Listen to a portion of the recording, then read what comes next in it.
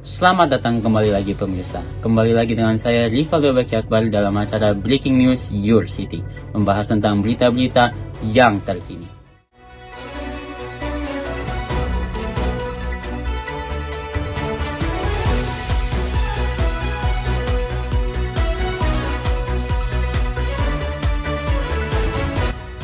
Berita terkini, seorang siswa kelas 4 SD berinisial YBS berumur 10 tahun ditemukan dalam keadaan dirinya gantung diri di Kabupaten Ngada, Nusa Tenggara Timur pada Kamis 29 Januari 2026 karena diduga tidak mampu membeli keperluan sekolahnya.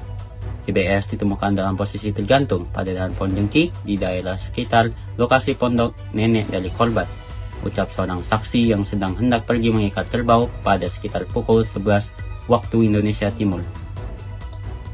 Kejadian tragis tersebut pun dilaporkan ke masyarakat sekitar dan kepolisian. Setelah diselidiki lebih lanjut, diduga almarhum melakukan hal tersebut setelah ia meminta uang Rp10.000 kepada ibunya yang berinisial MGT, supaya ia bisa membeli buku dan pena untuk keperluan pendidikan sekolahnya.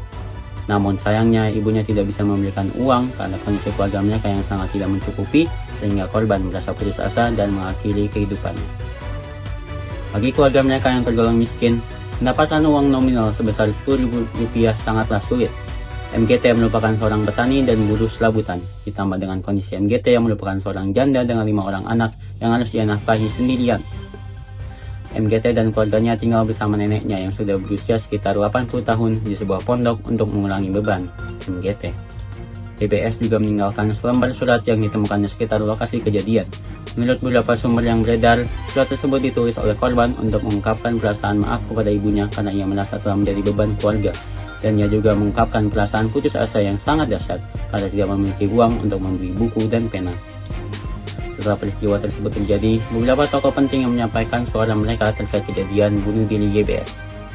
Ketua Komisi 10 DPR Harjani Inukani meminta negara untuk tidak memikul beban anak dengan sendiri, melalui cara pemenuhan kebutuhan belajar yang harus ditanggung negara secara menyeluruh.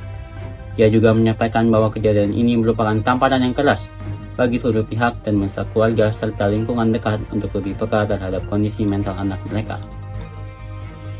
Tidak hanya itu, anggota DPR asal NTT, Andreas Hugo Pereira juga menyampaikan permintaan kepada pemerintah daerah untuk serius dalam menangani keluarga YBS, supaya tak terulang lagi di masa yang akan mendatang. Sementara itu, Menteri Sosial RI Saifullah Yusuf mengaku merasa prihatin dan meminta kejadian ini menjadi atensi bersama dan pemerintah untuk memperkuat pendampingan bagi keluarga yang membutuhkan untuk mencegah hal ini terjadi lagi di masa depan. Tak hanya itu, beberapa media juga mengangkat betapa ironisnya kondisi negara pada saat ini. Di sisi lain, terdapat seorang keluarga yang tak mampu untuk membeli perlengkapan sekolah yang tak sampai bernilai Rp10.000. Di sisi lain, negara berencana memberikan Rp17 triliun untuk biaya keanggotaan Board of Peace, Rp350 triliun untuk program makan bergizi gratis atau MBG, dan Rp400 triliun untuk Koperasi Merah Putih.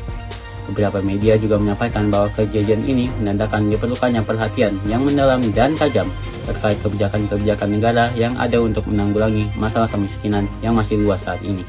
Ini menunjukkan bahwa negara masih belum bisa untuk memenuhi kewajiban hak asasi manusia secara menyeluruh. Sekian berita yang saya dapat sampaikan. Saya Rivaldo Baki Akbar, izin pamit diri dan sampai jumpa.